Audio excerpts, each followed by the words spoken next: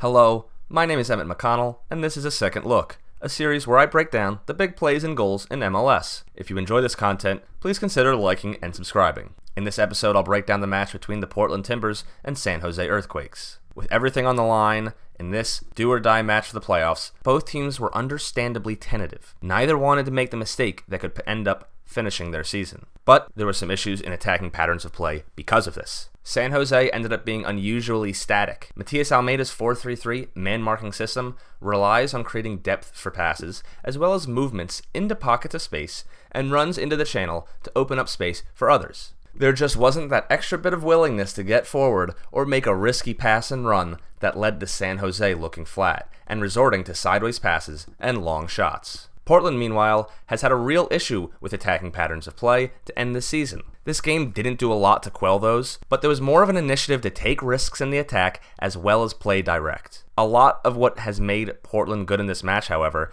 came down to how San Jose played. The man-marking system meant that Portland would have to take players on in 1v1s, but also play more direct. When San Jose is pressing high up the pitch, Portland are forced into playing it into the attacking half and relying on its forwards to win individual battles. Let's take a second look. First, let's look at how San Jose played on the attack. The Quakes were often tentative to get open, and though Almeyda's system relies on positive passing, we often saw situations like this, where they wanted to play forward, but there wasn't the right movement or situation for it. The San Jose players just looked slow and indecisive on the ball when it mattered, and that led to a lot of blocked shots and passes. Here is an example as left back Marcos Lopez cuts inside toward the box. Chris Wondolowski is making this half-hearted run to pull a defender out, but everyone else is pretty much just standing still behind him. Portland have plenty of men back, and Eriksson resorts to a long, weak shot to finish the play off.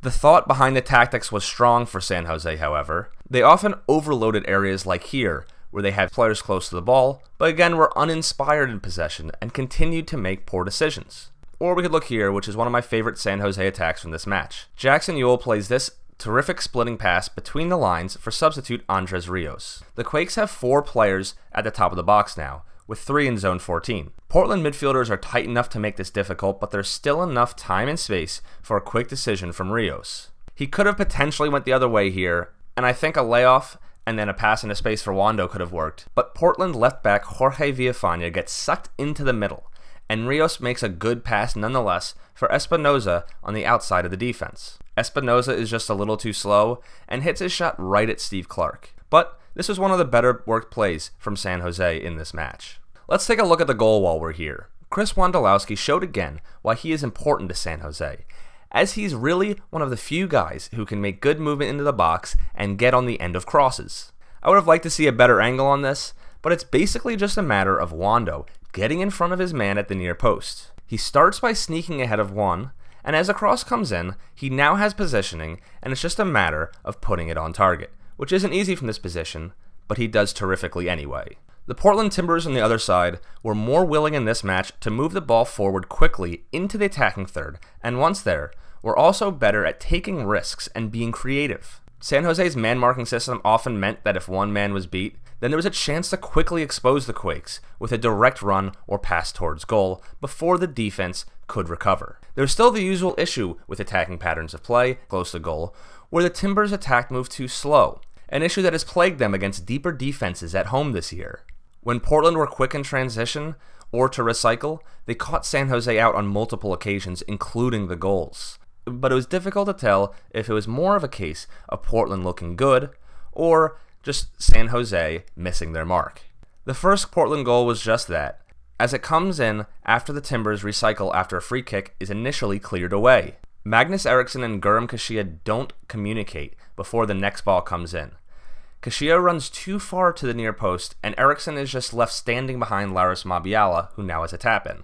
Eriksson should have stepped in front of his man to prevent this cross, or at least communicated to Kashia that there was no near-post run being made, and that he can stand his ground and cut out this cross. The second goal was a great instance of Portland showing willingness to play more aggressively on the ball and take somewhat more risky plays.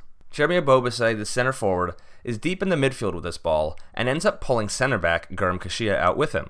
The only defender left in the back line now is Florian Jungwirth. Here we'll see one of the risks to the man-marking system now, as there's rarely any cover for a defender if he gets beat.